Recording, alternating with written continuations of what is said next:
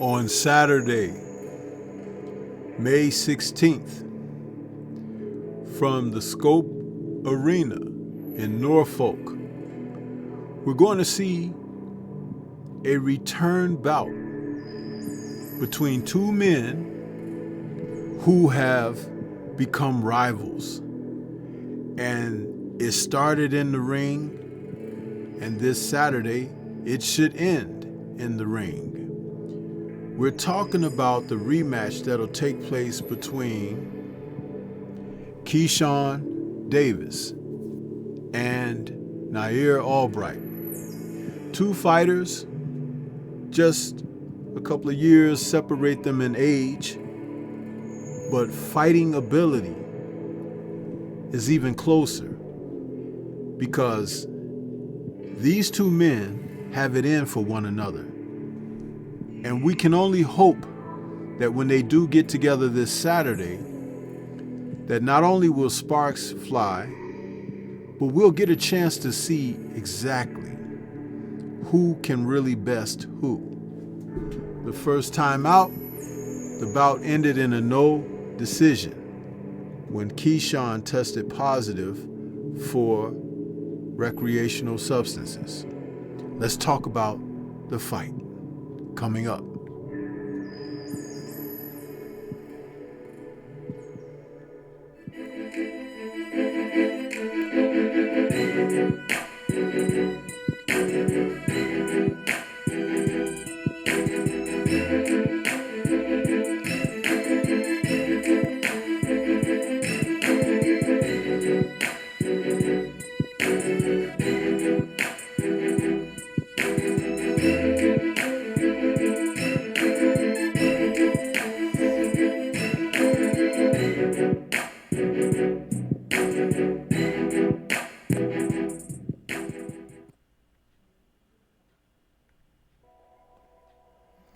Is it enough that these two men will find themselves in the ring once again facing one another?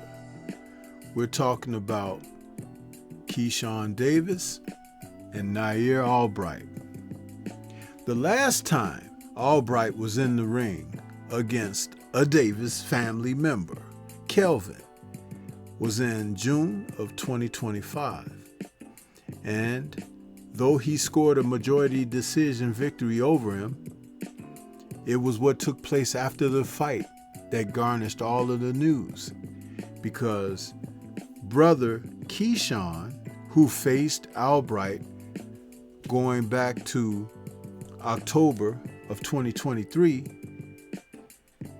entered the dressing room along with his brothers after the fight with Albright and Kelvin, and a ruckus was stirred up. There was bad blood. You see, Keyshawn had also fallen out of favor on that same night where he was supposed to headline that promotion by deliberately missing weight when he was supposed to be taking on, I believe it was Edwin De Los Santos. And De Los Santos didn't want to go through with the fight with the poundage that Davis came in over. So it was a black eye for he and the rest on that card that evening, because his brother wasn't able to deliver, and Keyshawn's behavior in the aftermath of that fight led to a lot of drama, suspension. And so here we are now that he has returned to the ring in January of this year against Jermaine Ortiz. He had a TKO stoppage over Ortiz. But it's Albright who is his rival. And I'm expecting this fight to be pretty darn good, because Albright is not a cakewalk for him. Nair Albright can box people, and he's a rhythmic fighter. If he gets into a certain type of rhythm, he can make anyone look bad. But I would suggest that he come into this fight knowing that Keyshawn is not the most psychologically stable guy. The young man needs counseling. And you can use that in this fight coming up, the rematch. You see, Albright, who relishes competition, is in it for business, even though Keyshawn claims himself to be the businessman. The fight will be held at the super lightweight division, and it's a 12-round match. Will Top Rank come out on top with this matchup? It'll be broadcast on Dazn. And there happens to be an issue with the fact that now that Top Rank is having some cards on Dazn, will fighters like Keyshawn, who have had issues, be able to live up to what they need to make this work? You see, he's 27 years of age now. The businessman needs to grow up. He's 5'9" with a 70-inch reach. But there's something going on upstairs with this young man. Does he have boxing talent? Absolutely. Can he be a star in the sport?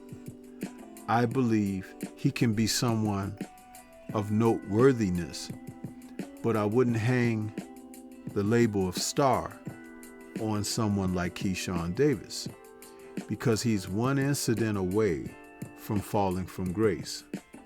That is not me hoping or wishing that something like that transpires but for this young man, but he's going to have to get it together outside of the ring in order to have it together inside of the ring. And if you just continue to overlook the problems that are there, you're going to have greater issues with the sport turning up. And this rematch with Albright is going to show a lot, because whether or not he focuses in a professional businessman-like manner, or if things get to him and he kind of loses discipline, we don't know yet. You see, that's where Albright, if he comes in the correct frame of mind himself, he can use certain aspects of what's transpired to his advantage. He'll be bringing 30 years of age to the ring with a record of 17 wins, 2 losses, and 1 draw. You see, the 2 losses that he has, the losses have come to Jermaine Ortiz, ironically, and his first fight out, where he lost to Anthony Loreno in his professional debut back in September of 2016. So Keyshawn, entering this fight against him, is going to have to prove his wares and that his record is truly what it is. 14 wins, no losses, 10 KOs. But is Albright ready for the fact that Keyshawn is going to try to stop him? In doing that, Albright needs to be able to take advantages of his mistakes. He's going to have to be heady, just like he was in the first fight, but a little bit more aggressive with the counter-punching and the overall scoring. Get your shots off, give angles, keep them turning in the ring. Keyshawn needs to be planted to get off with power punches, because he likes to plant and throw hard shots. But if you're not available for that and he has to stalk, then he has to pick his feet up, and then he's not able to land those same type of power shots. So it could be a tactical match as it was the first go round, but Albright has to be busier. And it's not so much as overwhelming. He has to be consistent with letting his hands go and contesting every round of this fight, because he is in Keyshawn's hometown. That being said, it's going to be interesting, because Albright, who brings his stats of being 5'8", and he has a reach of, what is Albright's reach? I have to look and see. His reach is 70.5 inches. So that is right up there with Keyshawn, who's an inch taller. But the two men really have differing styles. They're both orthodox fighters. And again, to get busy, Albright has to do that. He can't be backpedaling and allowing Keyshawn to take the initiative. That's if he wants the victory. He's also going to have to understand that he will have to weather the storm of some kind of foolishness during this fight. The mental preparation is everything here. And I believe Albright can do it, but is it really in his heart that that's what he wants? Because as dangerous a boxer he is, he can only get to where he would like to go by applying himself a little more earnestly and going after it with more aggression. You got to take this victory. They're not going to hand it to you. And that requires you putting in the work. At the end of the day, it's a decent matchup between these two men, but there are some intangibles, like I have mentioned, that will kind of be the thing to bear watching. Also on the card, we're going to see Kelvin Davis again taking on Peter Dobson. We're going to see other brother Keon Davis taking on Edwin Humane Jr., And then also, as a treat, we'll get to see the return to the ring of Brian Norman Jr. taking on Josh Wagner in a welterweight fight scheduled for 10 rounds.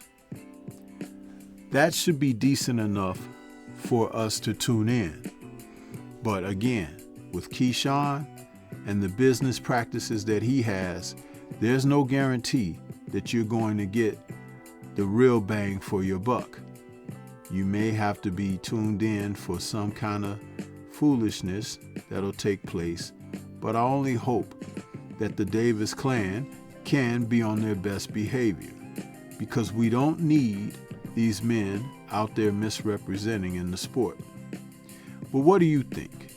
This is Stormy B-Man. Shout out to the mighty LDBC and Liberated Perspective, a third eye view of the world. For more content such as this, please like, comment, subscribe, and share. Let me know your thoughts about this rematch. Who you got, and what do you think will happen? Peace to everyone out there, and everyone please remain safe.